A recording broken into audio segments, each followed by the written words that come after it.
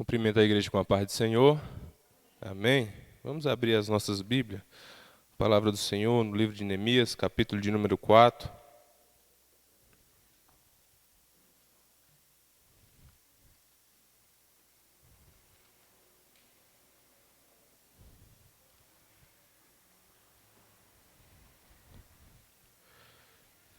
Glória a Deus. Vamos ler o texto. Neemias, capítulo de número 4. Diz assim: E quando Sanbalate ouviu que estávamos reconstruindo a muralha, ficou irado e indignado, e começou a zombar dos judeus. Na presença de seus irmãos e do exército de Samaria, ele disse: O que esses judeus fracos estão fazendo? Vocês vão permitir que eles continuem? Será que vão oferecer sacrifícios? Pensam que pode acabar a obra num só dia? Será que as pedras que foram queimadas poderão renascer daqueles montão de pó? Tobias, o amonita, estava com Sanbalate e disse: Mesmo que reconstrua, se vier uma raposa, derrubará aquela muralha de pedras. Ouve, ó nosso Deus, pois estamos sendo desprezados. Faze com que o seu desprezo recaia sobre a cabeça deles, e faz com que seja despojo numa terra de cativeiro. Não encubra a sua iniquidade, e o pecado deles não seja apagado diante de ti, pois te provocaram a ira na presença dos construtores. Assim, reconstruímos a muralha, e toda a muralha foi acabada até a metade da sua altura, porque o povo tinha ânimo para trabalhar. Mas quando Sanbalate, Tobias e o Arabes e os amonitas e os adotistas ouviram que a reparação das muralhas de Jerusalém ia adiante e que já começava a fechar-lhe as brechas, ficaram muito irados. E todos se ajuntaram de comum acordo para vierem atacar Jerusalém e criar confusão ali. Porém, nós oramos ao Senhor Deus, e como proteção pusermos guarda contra eles de dia e de noite. Então os que estavam em Judá disseram: Os carregadores já não têm mais forças, e os escombros são muitos. Nós mesmos não seremos capazes de reconstruir a muralha. Os nossos inimigos diziam entre si: Eles não ficarão sabendo, nem verão nada, até que entremos no meio deles e os matemos. E assim vamos fazer com que a obra pare. Os judeus que habitavam na vizinhança deles nos disseram 10 vezes: De todos os lugares onde moram, eles nos atacarão. Então pus o povo por família nos lugares baixos e abertos, por detrás da muralha, e com as suas espadas, e as suas lanças e os seus arcos. Depois de fazer uma inspeção, levantei-me e disse aos nobres, aos magistrados e ao resto do povo: Não tenham medo deles. Lembre-se do Senhor, grande e temível, e luta pelos seus irmãos, seus filhos, suas filhas, pelas mulheres e pela casa de vocês. Quando os nossos inimigos vieram, que nós já sabíamos disso, e que Deus tinha frustrado o plano deles, voltamos todos nós para a muralha, cada um à sua obra. Daquele dia em diante, metade dos meus homens trabalhava na obra, e a outra metade empurrava lança, escudo, arcos e couraças. E os chefes que estavam por detrás de toda a casa de Judá, que reconstruía a muralha, os carregadores que por si mesmo tomavam as cargas, cada um com uma mão fazia a obra e a outra segurava a arma. Os construtores, cada um trazia a sua espada na cintura, enquanto construíam. O que tocava a trombeta estava ao meu lado. Verso 19. Eu disse aos nobres, aos magistrados e ao resto do povo: Grande e extensa é a obra, e nós estamos espalhados na muralha, longe um dos outros. No lugar que ouvires o som da trombeta, ali reúna-se em volta de nós. O nosso Deus pelejará por nós. Assim trabalhávamos na muralha, e metade empunhava as lanças desde o arraiar do dia até o anoitecer. Também, nesse mesmo tempo, eu disse ao povo: cada um de vocês fique em Jerusalém com o seu servo, para que de noite nos sirva de guarda e de dia trabalhem. Nem eu, nem meus irmãos, nem meus servos, nem os homens da guarda que me seguia, tirávamos as nossas roupas, nem mesmo para dormir. Cada um se deitava com sua arma à sua direita. Amém? Pode se assentar, por favor.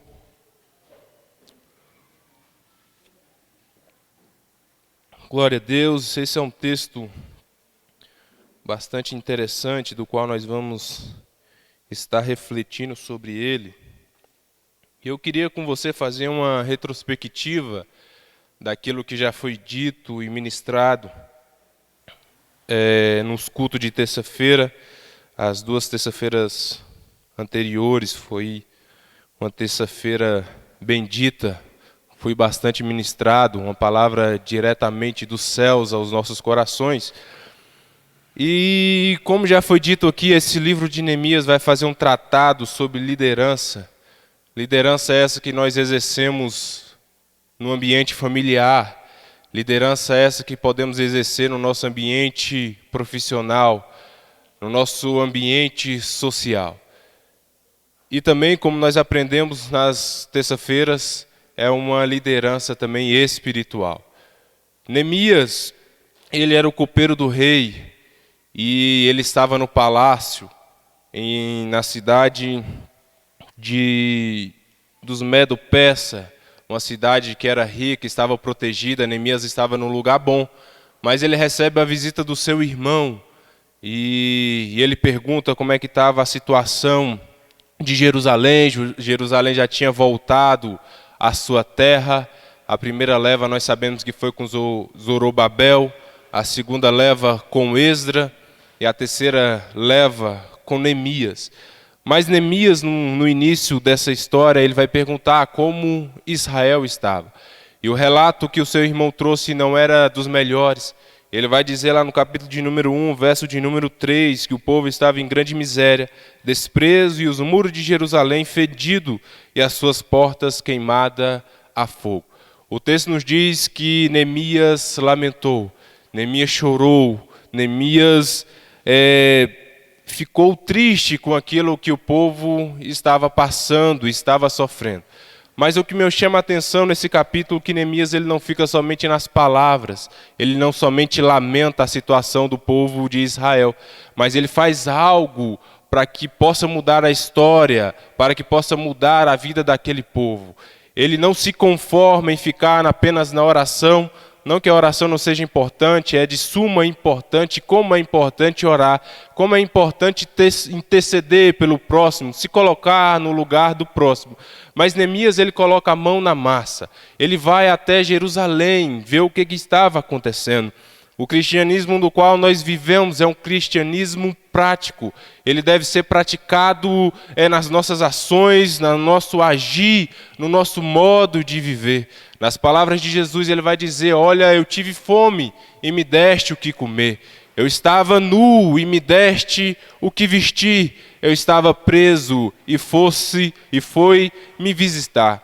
O cristianismo é isso na prática, e o coração desse líder vai nos ensinar a ter um coração que se coloca no lugar de outra pessoa, um coração que tem essa sensibilidade de ter compaixão das outras pessoas, não somente lamentar. Neemias estava no palácio, estava no bem bom, estava tranquilo, mas quando ele vê o seu irmão sofrendo, ele quer fazer algo, ele toma uma atitude do cristianismo, uma atitude do qual o nosso Senhor e Salvador Jesus Cristo ensinou para cada um de nós. O capítulo de número 2 é um capítulo muito importante, muito grande, porque antes de Neemias programar a forma que ele ia se apresentar ao rei, antes dele programar a forma que ele ia abordar o rei, ele tira um período de oração de 4 meses.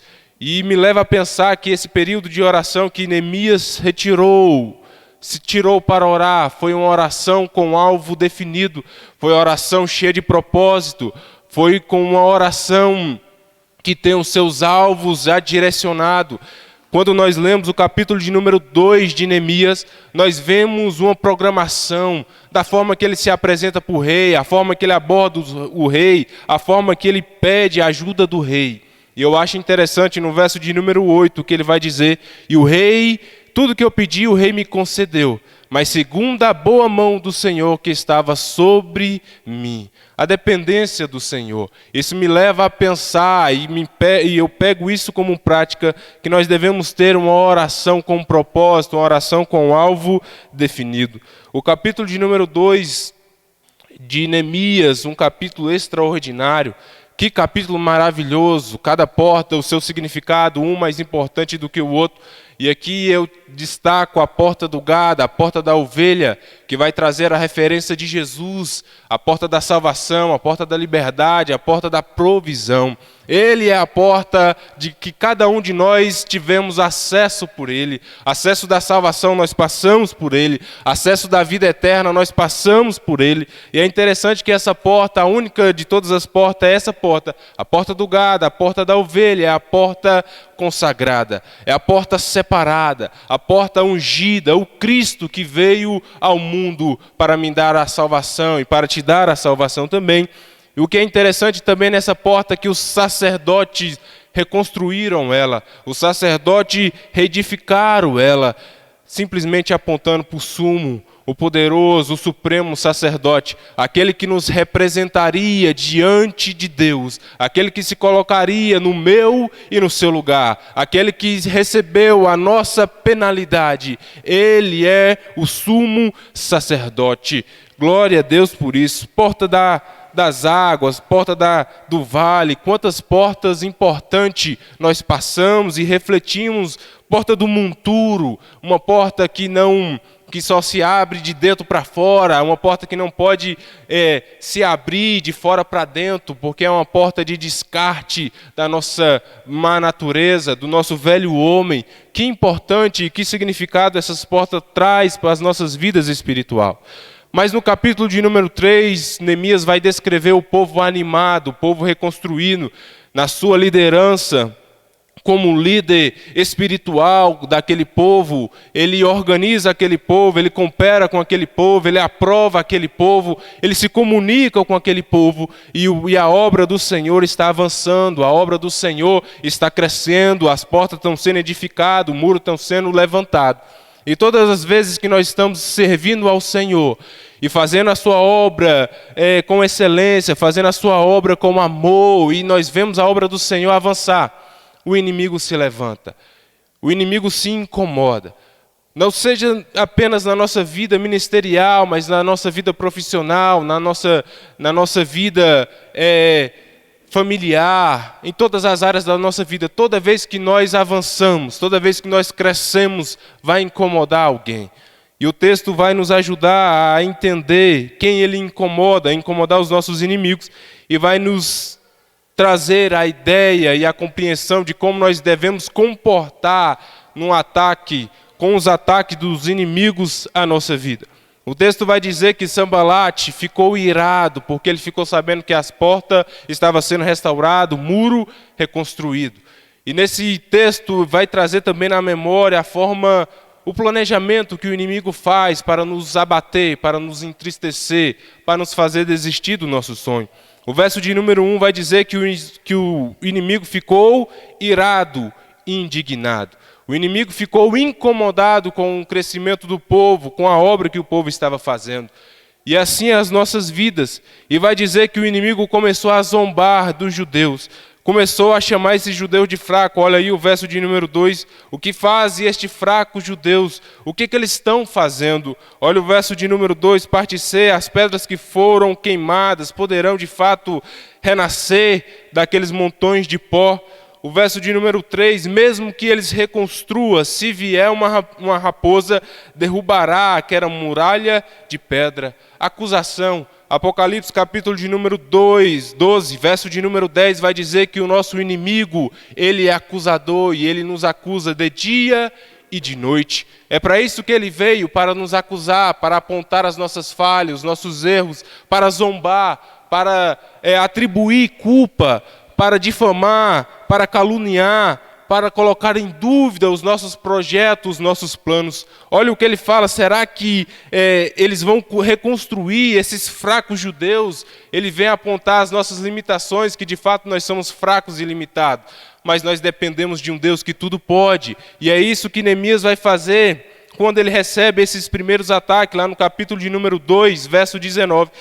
Vai dizer que Sambalate, o Horonita, e Tobias, o servo Amonita, e Gessa e o Arábio, zombaram de nós, desprezaram-nos e disseram: que é isso que vocês estão fazendo? Vocês querem se rebelar contra o rei? Mas olha só a resposta de Neemias no verso de número 20. E disse Neemias: o Deus do céu é que nos fará prosperar. Neemias confia no Deus dos céus. E ele vai dizer: olha, nós somos servos e nós levantaremos e edificaremos o muro, mas vós não tem parte nisso, vós não tem a ver nada com isso. E essa é a resposta que nós temos que dar quando nós somos acusados, quando nós somos apontados, quando nós recebemos palavras negativas dos nossos inimigos, dizendo que não vamos conseguir, que não vamos avançar, que não vamos crescer, nos chamando de fraco. Essas palavras negativas, nós não temos que dar ouvido, porque ele quer tirar o nosso foco, tirar a nossa atenção. E nós temos que fazer que nem Neemias: o Senhor dos céus é que fará prosperar. É o Senhor do céu que vai estar na frente, nos ajudando, nos auxiliando. Nós dependemos dele e não de vocês. Nisso vocês não têm parte alguma. Mas o inimigo, ele vem querer nos diminuir com as suas acusações, com o seu apontamento. Mas ele vem com a segunda intenção de tirar cada um de nós do foco, de tirar cada um de nós do alvo. Nós temos um propósito e ele veio para nos tirar do propósito. Ele vem colocar desânimo sobre as nossas vidas, nos enfraquecer, nos abater, nos fazer desistir e até mesmo desfalecer na fé. As acusações do inimigo, eles vêm com segundas intenções para fazer isso em nossas vidas, para que nós perdemos o foco e ficamos desanimados. Mas Neemias nos ensina que a oração e a ação nos ajuda a vencer essas acusações do inimigo. Olha só, olha o verso 4.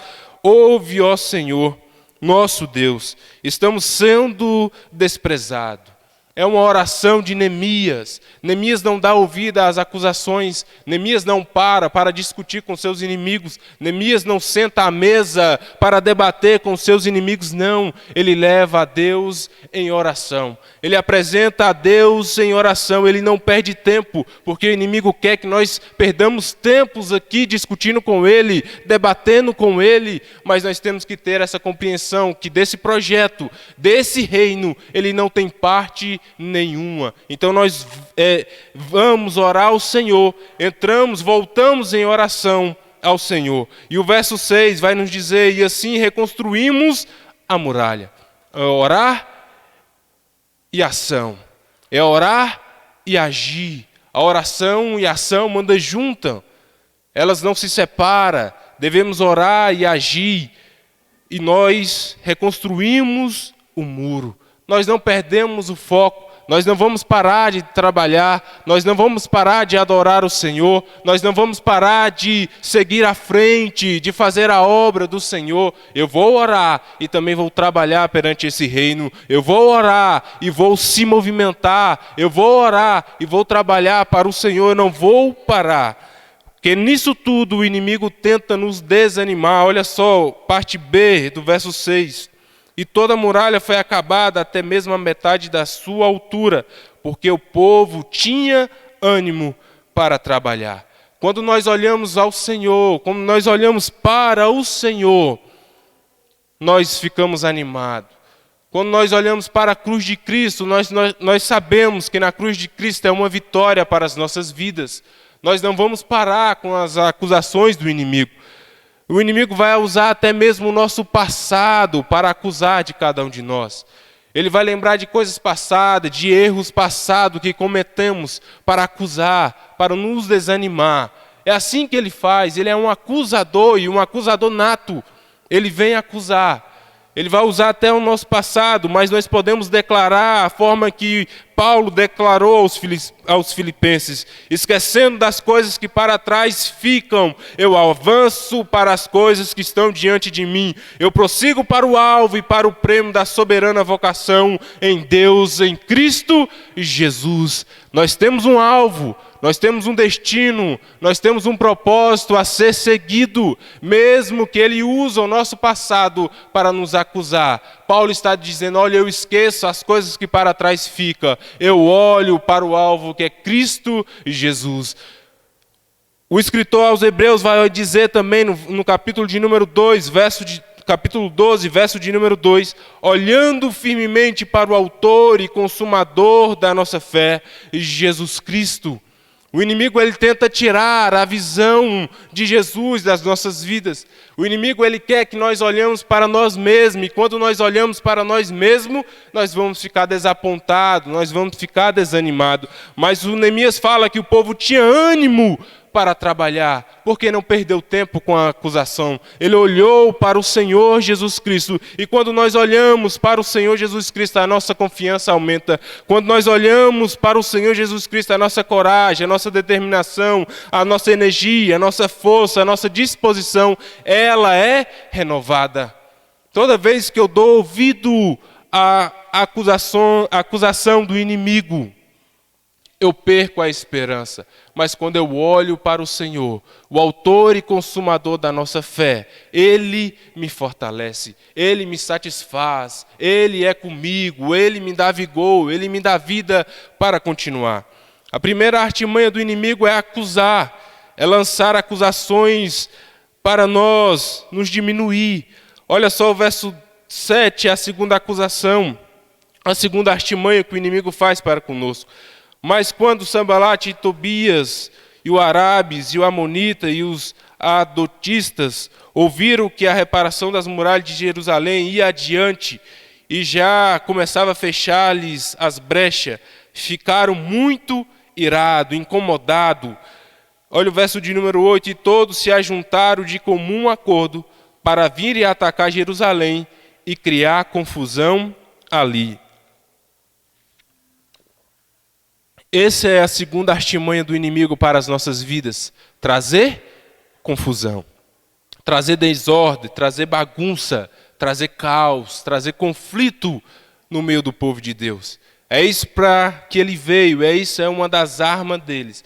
Mas Paulo vai dizer que o nosso Deus não é um Deus de confusão, Ele é um Deus de paz. Ele não é um Deus que traz confusão ou sequer dúvida para as nossas mentes. Ele é um Deus que traz paz.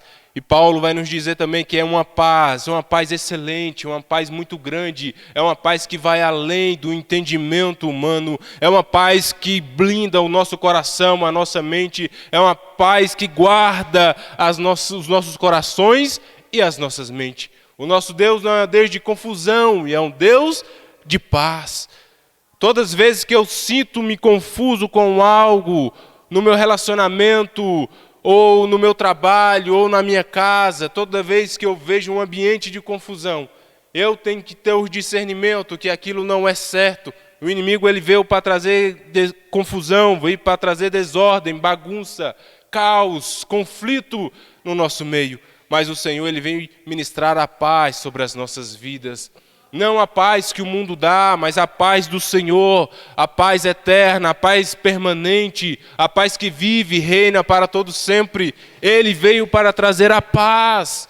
E quando eu tenho a paz do Senhor na minha vida, eu não tenho mais desentendimento, discussão, discórdia. A minha vida não se encontra mais uma bagunça, porque eu tenho a paz do Senhor Jesus Cristo. Eu acho tão interessante quando o salmista vai dizer, mesmo passando pelo vale, mesmo passando por lugares áridos, mesmo passando pelas trevas, pelos piores lugares, o meu coração está pleno no Senhor Jesus. O meu coração está nele, porque ele ministra paz, mesmo em lugares secos, mesmo em lugares improdutivos. O Senhor é poderoso para ministrar a paz sobre as nossas vidas. O inimigo ele veio trazer confusão, mas o Senhor ele veio trazer a paz. Ele ministra a paz sobre as nossas vidas e glória a Deus por isso. Certa vez eu estava conversando, esse mês agora, passado, conversando com uma pessoa e ela desabafou, falando: Felipe, a minha vida está uma bagunça, a minha casa está uma desordem, as coisas estão de tal forma que eu não consigo mais manter no controle, a minha vontade é de sumir, a minha vontade é de desaparecer. Eu falei: olha, você não faz isso, busque ao Senhor, porque Ele tem uma paz que vai te clarear sua mente, uma paz que vai te dar a sabedoria para agir nesses momentos. Se você pegar o seu carro e sumir, você pode estar cavando a sua própria cova. O nosso Deus é um Deus de paz, não é um Deus de confusão. E o inimigo ele vem trazendo confusão para tirar a nossa paz, para tirar o nosso sossego.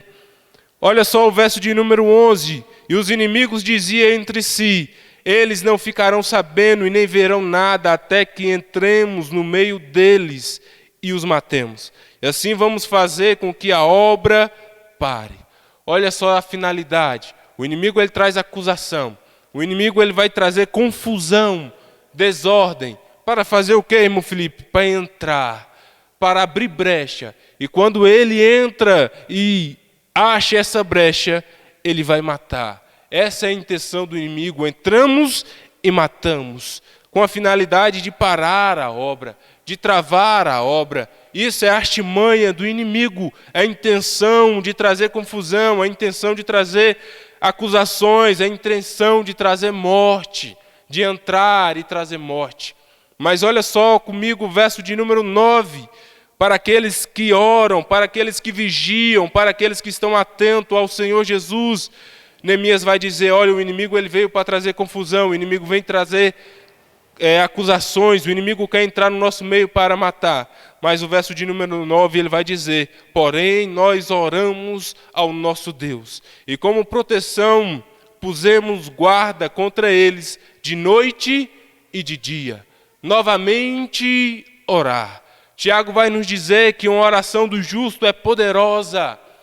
Ela desfaz as artimanhas do inimigo. Ela é poderosa, ela quebra todo o planejamento do inimigo. Ela quebra toda cadeia, toda corrente, todo mal. Ela é poderosa, a oração do justo ela é poderosa. Mas ele fala também que a oração do justo é eficaz em Cristo Jesus. Eficaz é algo ativo, algo seguro, algo infalível.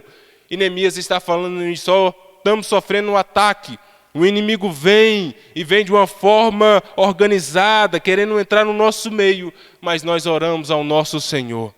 Nós rogamos ao nosso Senhor, nós voltamos ao nosso Senhor, porque Ele é a nossa proteção perfeita. E Ele diz mais no verso: e colocamos guarda contra eles de dia e de noite. Guardas contra eles, vigilância. Por isso que nosso Senhor Jesus Cristo vai dizer: vigiai e orai, para que não caia na tentação, para que não caia na provocação do inimigo, para que não caia nas artimanhas do inimigo. Orai e vigiai, vigiai e orai. Sempre atento, o crente deve andar sempre atento, mantendo-se alertas e em contínua oração. Paulo vai dizer: orai sem cessar, orando em todo o tempo. E Jesus vai dizer: vigiai. Através da vigilância, através da oração, podemos vencer tudo que o inimigo tem armado. Através da oração, através da vigilância, tudo que o inimigo tem lançado sobre nós, nós venceremos, porque nós estamos ligados, nós estamos atentos, nós estamos preparados. Não é isso que Neemias vai dizer aos versos mais abaixo? Vamos preparar, porque o inimigo vem, mas com a oração e com a vigilância, nós vamos vencer. Com oração e vigilância, nós temos a garantia da vitória. Mas teve alguns povos, olha o verso 10, que não oraram e não vigiaram, logo desfaleceram. Então os que estavam em Judá disseram: os carregadores já não têm mais força, os escombros são muitos, nós mesmos não seremos capazes de reconstruir a muralha. Havia um povo que foi atingido pela confusão. Havia um povo que foi atingido pelas calúnias, pela acusação do inimigo. E logo isso nós vamos perder a força. E nós vamos ficar que nem o povo de Judá ou o crente de Judá, desanimado. Vamos agora colocar coisas negativas. Nós não vamos dar conta. Nós somos fracos. De fato, eles falaram que nós somos fracos. Nós não vamos conseguir. Não vai adiantar nada reconstruir esses muros. Mas aqueles que oram ao Senhor, aqueles que buscam ao Senhor, aqueles que vigiam e guardam o seu conserto, zela a sua aliança, o seu compromisso para com Deus, guarda as suas leis, os seus estatutos, eles estão firmes. E quando nós estamos firmes no Senhor, orando ao Senhor, vigiando no Senhor, o Senhor nos dá estratégia. O Senhor abre a nossa mente, o Senhor nos traz revelação, e olha só que extraordinário a revelação que Deus trouxe a Neemias. A nossa família é o primeiro alvo do inimigo. Olha só comigo no verso de número 13. Então pus o povo por família, nos lugares baixos e abertos, por detrás da muralha, com espadas, com as suas espadas, as lanças e seus arcos. O primeiro alvo do inimigo é a nossa família. E Neemias tem esse entendimento. O inimigo ele traz confusão, ele traz acusação, ele quer entrar no nosso meio, ele quer nos matar. E o primeiro alvo estabelecido pelo inimigo é a nossa família. Nós estamos vivendo nos dias atuais do qual o ataque à família tem sido de uma forma visível. De todos os lados, a família tem sofrido com o ataque dos inimigos. E nós temos que ter essa compreensão, nós temos que ter esse preparo de vigiar e de orar e de preparar a nossa família. Neemias fala, olha, vamos colocar a nossa família em lugares baixos, lugares seguros, abertos, por detrás da muralha. E vamos preparar a nossa família para suportar o ataque do inimigo. Vamos colocar lança, espadas e arcos para que eles possam defender. Que lição extraordinária que Neemias está nos dando para nos preparar as nossas famílias, preparar os nossos filhos para o ataque do inimigo.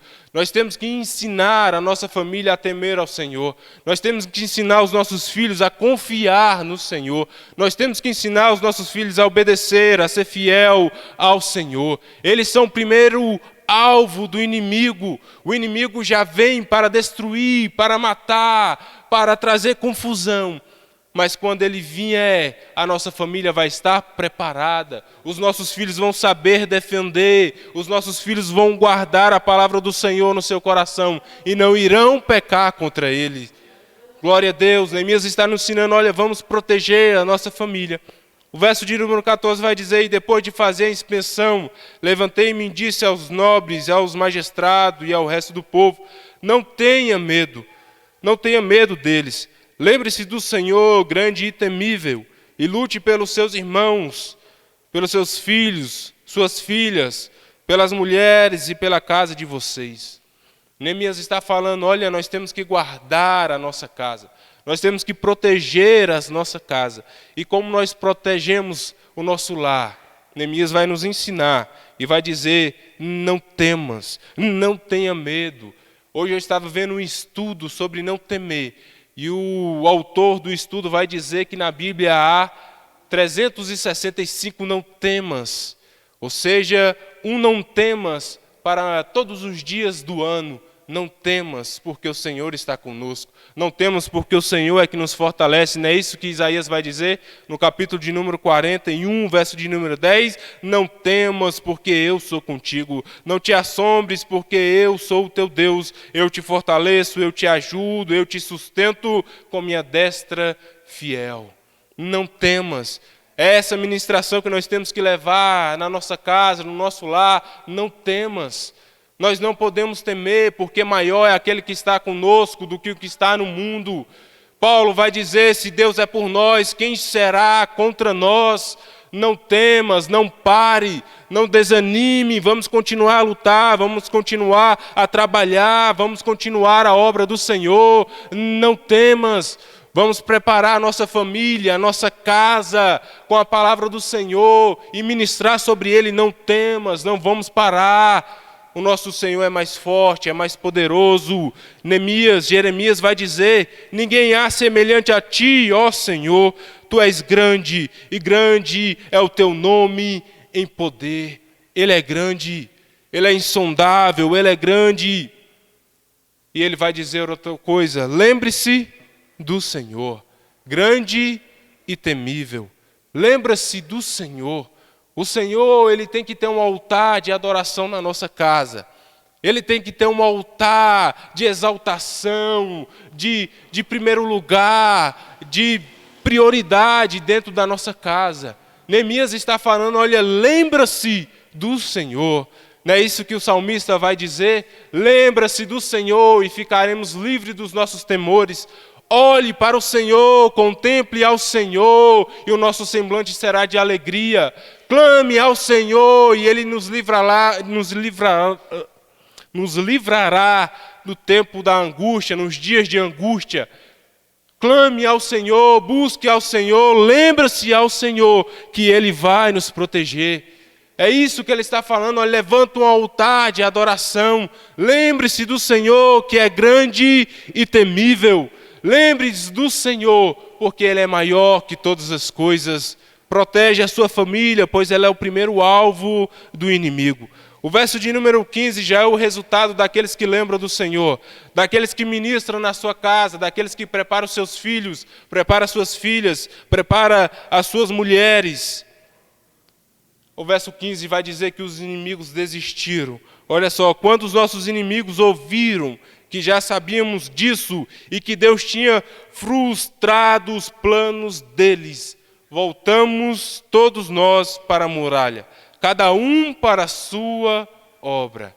Toda vez que eu levanto um altar de adoração na minha casa, toda vez que eu lembro do Senhor, o Senhor peleja por nós. O Senhor vence os nossos inimigos. O Senhor luta por nós. O verso 15 está falando isso: os nossos inimigos desistiram.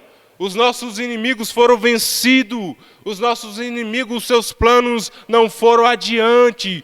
Paralisou, parou. Por quê? Porque eu invoquei ao Senhor. Não foi isso que a palavra de sábado de manhã falou? Os cordéis de morte me cercaram.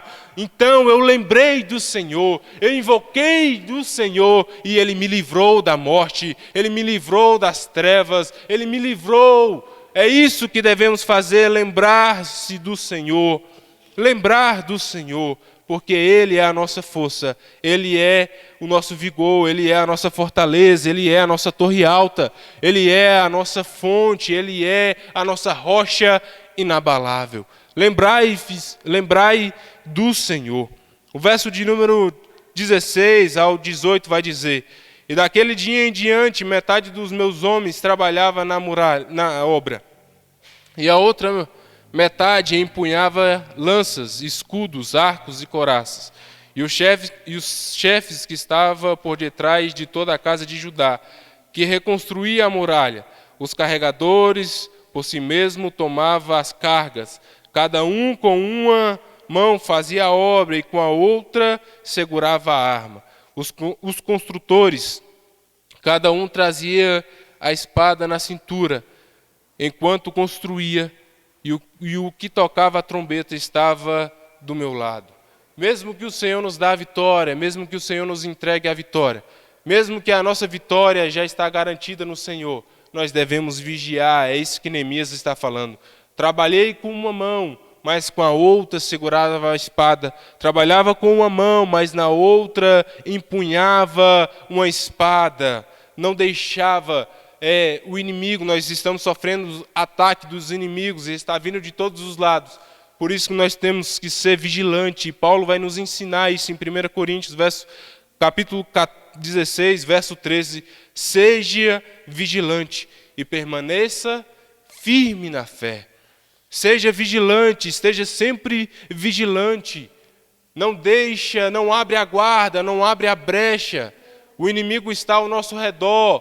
Pedro vai nos dizer que o inimigo anda ao nosso derredor, tentando nos atacar, tentando nos tragar. Mas Neemias está dizendo, olha, vamos ficar vigilante, vamos permanecer firmes.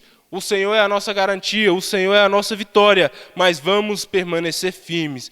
1 Tessalonicenses, capítulo 5, verso 16, Paulo vai dizer, olha, não durmamos, pois como os demais, mas vigiamos e sejamos sóbrios. Vigiamos. Paulo, em 1 Tessalonicenses, capítulo de número 5, verso de número 6, Paulo está falando sobre a volta do nosso Senhor. E ele está falando, olha, vamos ficar vigilante. Não vamos dormir como os demais, mas vamos estar vigilante, vamos ser sóbrios. Vamos guardar. Aqui ele está falando, olha, vamos estar vigilante, vamos não abrir brecha contra o inimigo. Não vamos estar dando lugar para o inimigo, vamos estar vigilante. Vamos estar lutando ainda contra todos os males, contra todos o que o inimigo tem tramado contra as nossas vidas. Vamos vigiar, vamos orar, vamos ser sóbrios. Isso aqui é prudência. O crente ele deve ser prudente na sua maneira de viver. A palavra de Jesus vai dizer, seja prudente, seja prudente. Homens bíblicos não foram prudentes. Sansão, ele não vigiou, ele não permaneceu firme na fé. Davi, por algum momento da sua vida, ele não vigiou. Pedro, ele não vigiou também. Muitos homens da Bíblia não vigiou, não manteve esse padrão de vigilância ativa, de firmeza na fé. Mas Paulo vem nos alertando, olha, não dormimos como os demais, mas vamos ficar vigilantes, vamos estar sóbrios, porque o inimigo ele não desistiu. Ele só será vencido quando o nosso Senhor Jesus Cristo voltar. O verso de número 19 vai dizer, e eu disse aos nobres e aos magistrados e ao resto do povo, grande e extensa é a obra, e estamos espalhados na muralha, longe um dos outros. Paulo está falando, olha, nós estamos trabalhando, nós estamos avançando, mas estamos longe um do outro. Não tem como o meu irmão estar longe de mim ao defender ele. Não tem como eu estar longe do meu irmão e ele me defender. Neemias está falando isso, olha, estamos muito longe. Caso ocorra um ataque, como eu vou defender o meu irmão? Como eu vou guardar a vida do meu irmão? Como eu vou proteger o meu irmão? É necessário estarmos perto um do outro. Vamos diminuir essa distância. Vamos proteger o meu irmão. Se a vida do meu irmão estiver vulnerável ao ataque do inimigo, a minha vida também está. Ele vai atacar o inimigo, eu não vou ver. Quando o soar da trombeta, que Neemias colocou, um que tocava a trombeta estava do seu lado, e quando essa trombeta era tocada e todos iam correr para o mesmo lugar, como eu vou alertar o meu irmão que está longe de mim? Como eu vou falar para o meu irmão que está distante de mim? Ele está falando, olha, vamos estar próximo. Paulo vai dizer aos romanos, dedique-se uns aos outros com amor fraternal. Ame um ao outro, queira aproximação de um para com o outro. Seja defensor do seu irmão, seja guardador do seu irmão, seja protetor do seu irmão. Eu acho tão interessante quando Deus vai a Caim, depois do ato que ele fez. E ele vai perguntar sobre Abel. Ele vai dizer, olha, cadê Abel? Ele pergunta para Caim. E Caim fala para ele, olha, eu sou lá o protetor do meu irmão. Eu sou lá o guardador do meu irmão. Eu sou lá o defensor do meu irmão. Com esse episódio me ensina, aquele que não protege, aquele que não guarda, aquele que não defende o seu irmão, é assassino dele. Deixa ele vulnerável a situações, deixa ele vulnerável ao ataque dos inimigos. Mas Neemias está nos ensinando, olha, vamos estreitar os nossos laços, vamos proteger um ao outro. A vida do seu irmão é preciosa, a vida do seu irmão é grandiosa demais para que você fique distante, para que você não se importe com ele. E Neemias está falando, olha, vamos estreitar os nossos laços. O verso de número 11, ele vai soar também como vigilância, do verso de número 20 ao 23. E vai dizer, no lugar que ouvires o som da trombeta, ali reunisses em volta de nós. O nosso Deus lutará por nós. Assim trabalhávamos na obra, e a metade empunhava suas lanças, desde o raiar do dia até o anoitecer. Também nesse mesmo tempo eu disse ao povo: cada um de nós fique em Jerusalém com seu servo, para que de dia sirva na guarda e de noite sirva na guarda e de dia trabalhe. Nem eu, e nem os meus irmãos, e nem os meus servos, e nem os homens da minha guarda que me seguia retirava suas roupas, nem mesmo para dormir. Cada um se deitava com a sua arma à sua direita. A ideia que Neemias está passando é vigiai, vigiai, esteja vigilante, esteja sempre vigilante.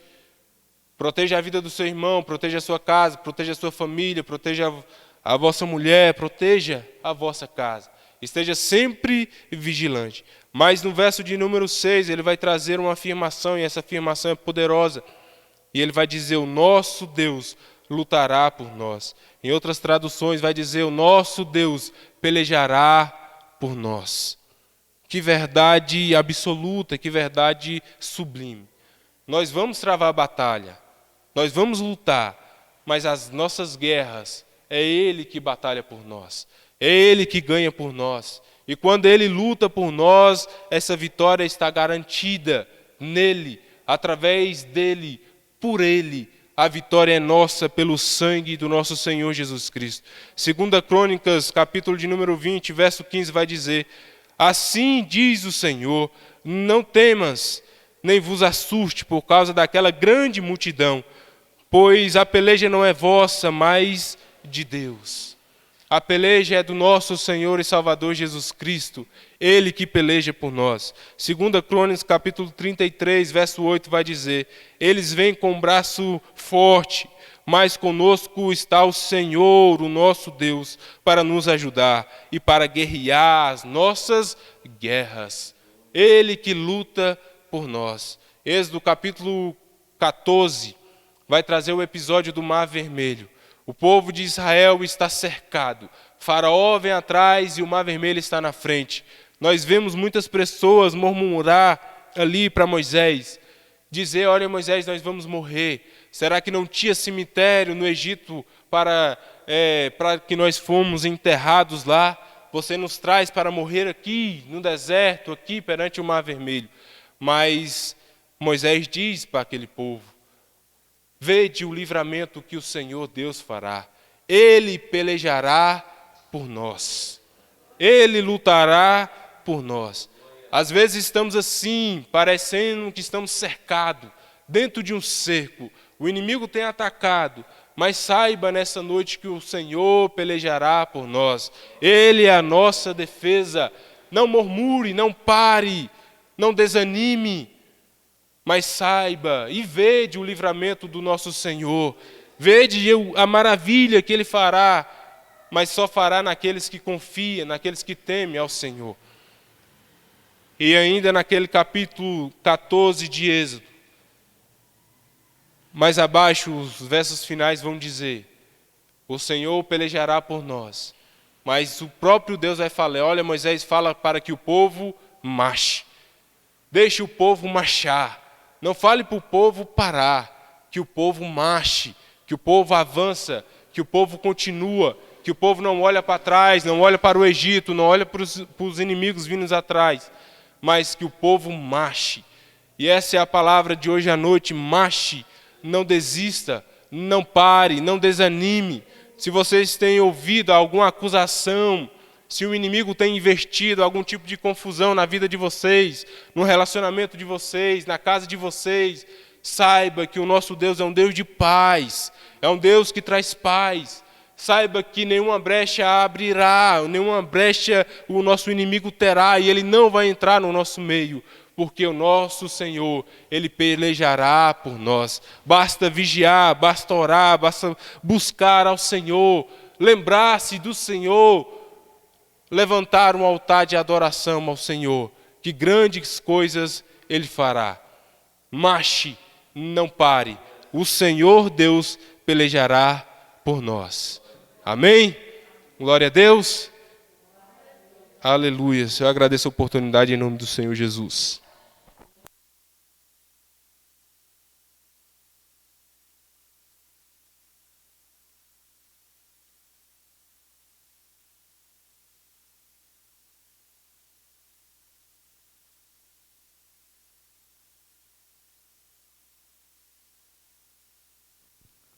Glória a Deus. Louvado seja o nome do Senhor.